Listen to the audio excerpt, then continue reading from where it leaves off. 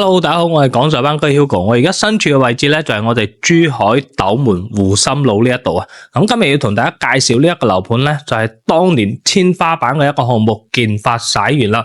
咁我哋而家就喺小區裏頭啦，咁可以睇到咧呢一個小區嘅中式園林風咧係非常之靚噶。咁有我哋下潭式嘅一個花園啦。呢一個業主咧買入嘅價錢咧要去到成2萬幾蚊一平方噶。咁而今咧個心咧都係滴晒血噶啦，因為至今嘅話起碼都要打4折先至有機會甩到手。咁而今8000幾蚊嘅單價就可以喺呢一個非常之靚嘅中式園林小區呢一度買低一套單位啊！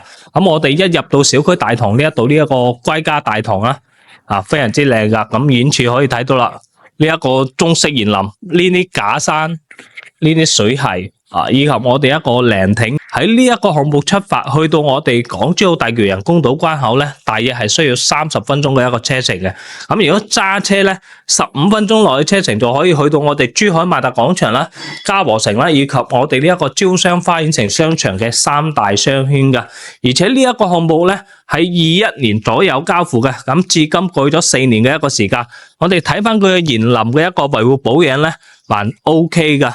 咁而且咧，整個小區係非常之有特色嘅，佢個密度咧係非常之低嘅，因為佢總棟數咧係只有7棟，總戶數係僅有417戶，而容積率咧係1.68%，綠化率係35%嘅。佢個物業管理費咧係3蚊一平方，由我哋建發物業去管理翻噶。咁大家而家跟住我鏡頭一提上去單位嗰度睇一睇先。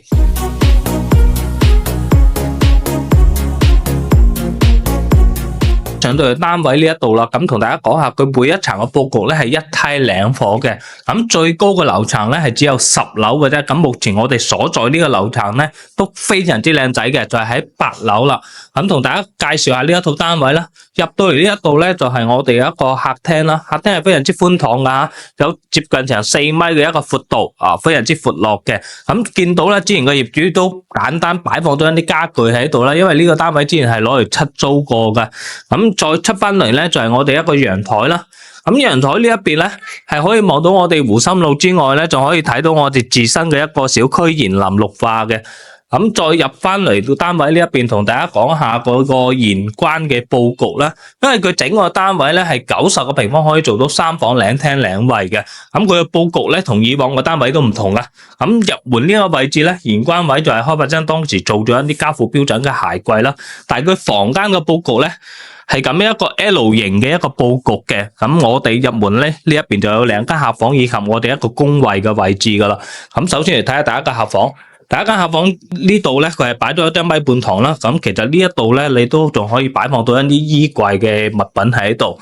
咁再入嚟咧，其實呢間房都好得意嘅，你可以做成即係雙套房都得。咁呢個門關咗之後咧，呢一間房咧就係一個套房啦。咁你攞嚟做成一個井仔房都得嘅，因為佢個公共衛生間嘅位置咧就喺度噶吓。呢個衛生間，咁洗手盆啦、馬桶啦，咁同埋比較得意嘅就係咧，佢個淋浴間咧。即係做咗乾濕分離，係收咗喺裏邊呢度嘅，收咗喺裏邊呢度。咁佢個空間率咧就越利用得十分之充足啦。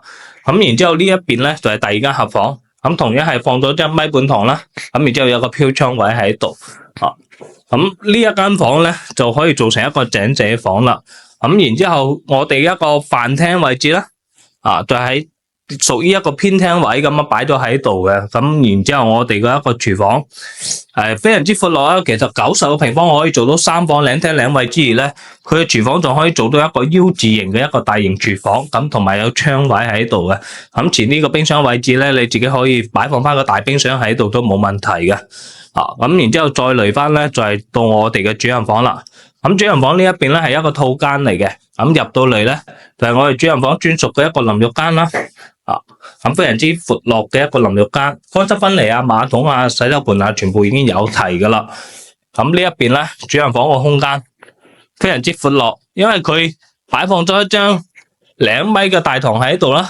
咁仲可以做到3邊落堂位，同埋有一個非常之大嘅一個飄窗位喺度，你可以利用翻嘅。咁呢一套單位咧，其實個房產淨面積咧係90.57平方嘅，咁已經係做到3房2廳2衛。咁放眼喺而家嘅話，佢一個實用率都非常之高噶啦，咁係已經有90%幾嘅一個實用。咁呢一套單位咧，最終而家同業主商量完之後咧，而家目前掛牌嘅價錢咧係75萬就可以攞低呢一套單位嘅。咁計翻落嚟咧，單價只需要8000幾蚊就可以買到一個咁靚嘅園林以及咁靚嘅一個戶型嘅單位啦。咁計翻落嚟首期咧係僅需要10萬出頭咧，月供3000蚊到咧就可以買低呢條單位噶啦。咁如果有興趣嘅粉絲朋友仔咧，記得 WhatsApp 翻 Hugo 呢一邊，或者聯繫 Hugo 帶你過去現場親眼去睇一睇呢一套單位啦。咁今期嘅節目分享就到呢度啦，我哋下期節目再見啦，拜拜。